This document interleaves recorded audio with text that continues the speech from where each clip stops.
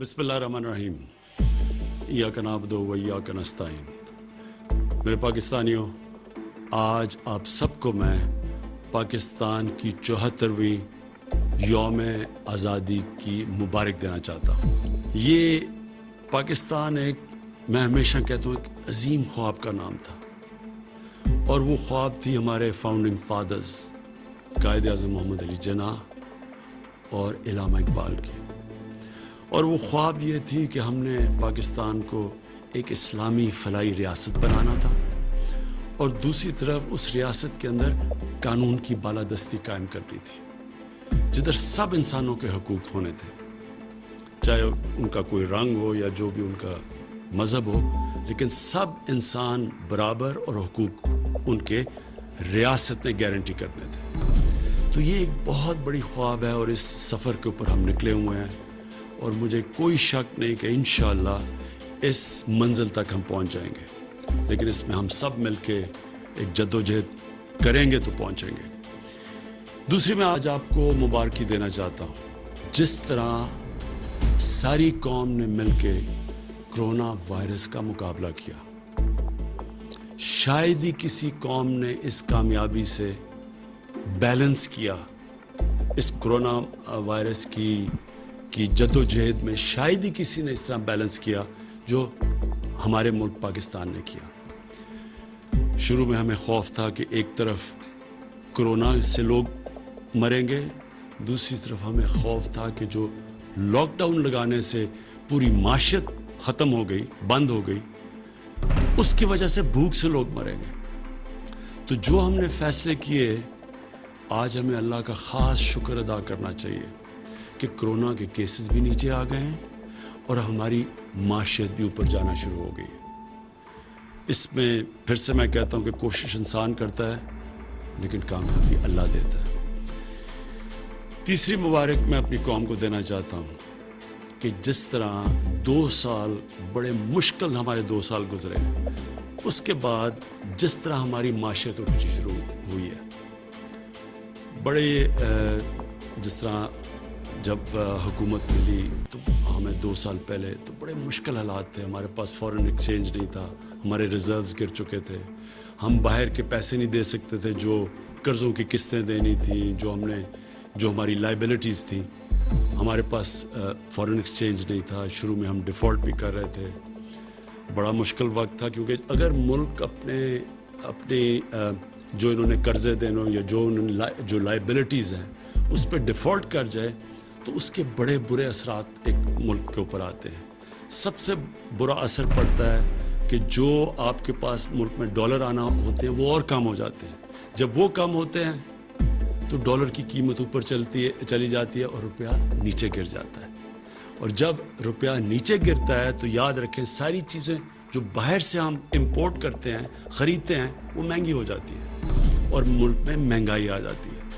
तो बहुत बुरी महंगाई से हम बचे हैं, क्योंकि हम डिफ़ॉल्ट से बच गए थे। लेकिन ये नहीं कि लोगों के हालात आसान थे। मैं सब जानता हूँ कि किस तरह लोगों के हालात मुश्किल थे और अभी भी हैं। लेकिन खुशखबरी आप सबके लिए ये है कि हालात बेहतर हो रहे हैं। हमारी हर चीज़, अगर आपने देखना है कि बिज़नेस कम्युनिटी का कितना एतमाद है एक मुल्क की माशियत पे, तो स्टॉक मार्केट देखें। रिकॉर्ड हमारी स्टॉक मार्केट ने कामयाबी से ऊपर गई है। इसलिए गई है कि लोगों का एतमाद बढ़ना शुरू हो गया, और उसकी एक बहुत बड़ी वजह हमारी कंस्ट्रक्शन इंडस्ट्री है। हमने अपनी कंस्ट्रक्शन इंडस्ट्री को वो मराद दिए हैं जो कि कभी पाकिस्तान की तारीख में कंस्ट्रक्शन इंडस्ट्री को पहले नहीं मिले थे। और कंस्ट्रक्शन इंडस्ट्री जब आपकी उठनी शुरू होती है तो उसके साथ 40 और इंडस्ट्रीज़ हैं जो उठनी शुरू हो जाती है। इसका मतलब ये कि जो सबसे बड़ा मसला इस मुल्क में है रोज़गार का, लोगों को रोज़गार मिलना शुरू हो जाता है और वेल्थ क्रिएशन शुरू हो जाती है। वेल्थ क्रिएशन का मतलब कि जब आप मुल्क की दौलत बढ़ती रहती है तो उससे 2 काम होते हैं। एक काम ये होता है कि हम उस पैसे से, हमारा टैक्स बढ़ना शुरू हो जाता है, और जब टैक्स बढ़ता है तो हम वो पैसे खर्च कर सकते हैं अपने निचली कमज़ोर तबके को ऊपर लाने के लिए, और दूसरी तरह हम फिर अपने कर्ज़े वापस कर सकते हैं। हमारा دو بڑے بوجھ پڑے ہوئے تھے ہماری حکومت پہ جب ہمیں 2 سال پہلے اقتدار ملا. ایک کہ جو پچھلی حکومتوں نے قرضے لیے ہوئے تھے, جتنا ہم نے پہلا سال ٹیکس اکٹھا کیا 4,000 ارب روپیہ, اس میں سے 2,000 ارب روپیہ ان قرضے جو لیے ہوئے تھے ان کے اوپر قسطیں واپس کرنے تھے. تو ملک کے پاس پیسہ آدھا رہ گیا ملک چلانے کے لیے, اور پھر مزید اور قرضے لینے پڑے ملک چلانے کے لیے. اور جو دوسرا بوجھ ہے وہ میں بعد میں بتاؤں گا, وہ پاور سیکٹر کا ہے.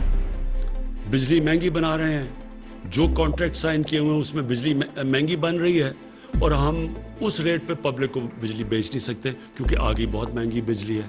اور پھر ہماری انڈسٹری مقابلہ نہیں کر سکتی بر صغیر کی انڈسٹری سے, مثلا ہندوستان اور بنگلہ دیش, کیونکہ وہاں بجلی سستی تھی. تو یہ دو ہمیں سب سے بڑے مشکلات پڑی ہوئی تھی.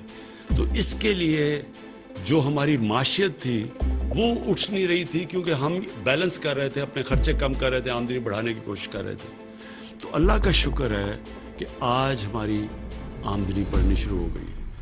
اس کرونا وائرس کے باوجود ہماری جولائی کے اندر جو ٹیکس کلیکشن ہے وہ جو ہم نے ٹارگٹ سیٹ کیا تھا اس سے زیادہ ہوئی ہے, اور آگے اور بہتر حالات نظر آ رہے ہیں.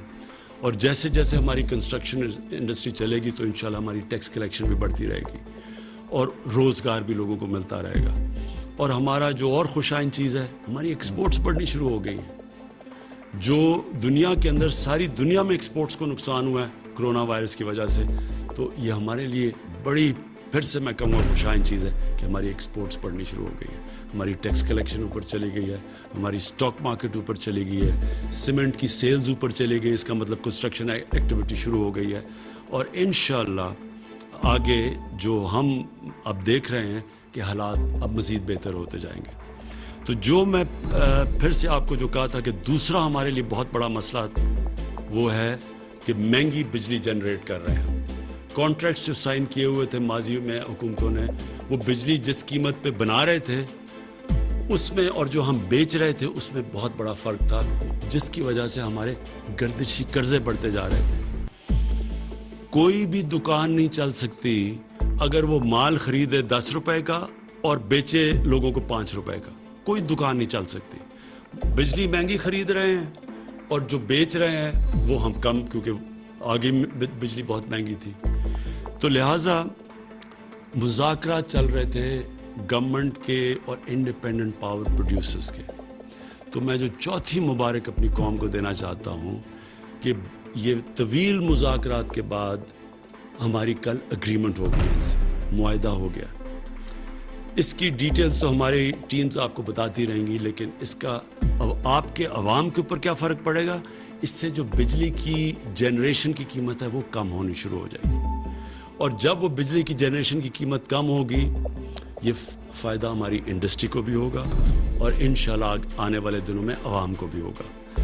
دوسرا, اس کے 2 پہلو ہیں. ایک تو ہم بجلی مہنگی بنا رہے ہیں اور بیچ کم رہے ہیں, تو وہ انشاءاللہ اس جنریشن کی قیمت کم ہوگی. دوسرا, آنے والے دنوں میں جو ہم بڑی دیر سے تیاری کر رہے ہیں اپنی ڈسٹریبیوشن نیٹ ورک کو ٹھیک کرنا. جو بجلی ہم جو ڈسٹریبیوشن جو لائنوں میں جاتی ہے اس میں سے بہت لائن لاسز ہیں, چوری ہے اور لائن لاسز ہیں. اس کو کم کرنے کے لیے آنے والے دنوں میں آپ کے سامنے آپ پورے وہ ریفارم پیکج لے کے آئیں گے کہ کیسے ہم یہ ڈسٹریبیوشن بجلی کا اس میں لائن لاسز کیسے کم کر سکتے ہیں, چوری کیسے کم کر سکتے ہیں. یہ پورا پیکج آپ کے سامنے لے کے آئیں گے. پھر سے اس کا نیٹ نتیجہ انشاءاللہ بجلی کی قیمت کم ہوگی. یہ سب سے بڑا بوجھ ہمارے اوپر قرضوں کے ملک کے قرضوں کے اوپر کا ایک بوجھ, اور دوسرا بوجھ یہ پڑا ہوا ہے یہ جو مہنگی بجلی بنا رہے ہیں اور پھر ہم جو ڈسٹریبیوٹ کرتے ہیں اس میں نقصان بہت ہو رہا ہے. اس سے جو میں پاکستان دیکھ رہا ہوں کہ ایک انڈسٹریل پاکستان, جو انڈسٹریل پاکستانی روزگار دے سکے گا لوگوں کو, انشاءاللہ اس ڈائریکشن کے اوپر ہم نکل جائیں گے. آخر میں پاکستان کی طرف سے مقبوضہ کشمیر میں جو ہمارے بھائی اور بہنیں ہیں, جو ہمارے بچے ہیں, ہم سب کو آج پاکستان کی طرف سے میں ان سب کو آج پیغام دینا چاہتا ہوں کہ سارا ملک آپ کے سامنے کھڑا ہے. سارے ملک کو احساس ہے کہ کس قسم کے ظلم کا آپ سامنا کر رہے ہیں, کس قسم کی مشکلات آپ کے اوپر ڈلی ہوئی ہیں. ہم پوری جدوجہد کرتے رہیں گے, پولیٹیکل, مورل, ڈپلومیٹک, پوری آپ کے ساتھ آپ کے لیے جدوجہد بھی کریں گے, آپ کے ساتھ بھی کھڑے ہیں. اور اللہ سے بھی دعا کریں گے کہ اللہ آپ کو آزاد کرے, اللہ آپ کو وہ حق دے جو آپ کو 70 سال پہلے یونائٹڈ نیشنز کی سیکیورٹی کونسل نے آپ سے وعدہ کیا گیا تھا, UN کی ریزولوشنز میں, جو آپ کو حق ملنا چاہیے تھا کہ آپ نے اپنے مستقبل کا فیصلہ کرنا تھا. ہم جدوجہد بھی کریں گے, ہم آپ کے لیے دعا بھی کریں گے. پاکستان پائندہ باد.